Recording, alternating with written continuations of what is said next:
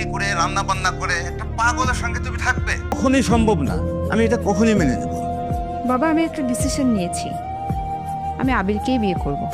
রাহা, ভালো ভালো ছেলে তোমার জন্য অপেক্ষা করছে, তারপরেও যদি তুমি এই ছেলেকে বিয়ে করতে চাও তাহলে আমাকে আর কল দিও না। ভেবে নিব আমার মেয়ে মারা গেছে। ওকে?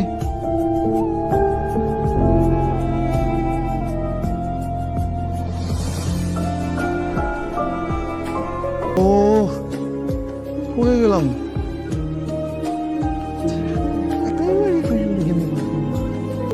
এইখানে একটা সিগনেচার দেন। এক মিনিট, এক সিগনেচার, হ্যাঁ। আপনি এসেন।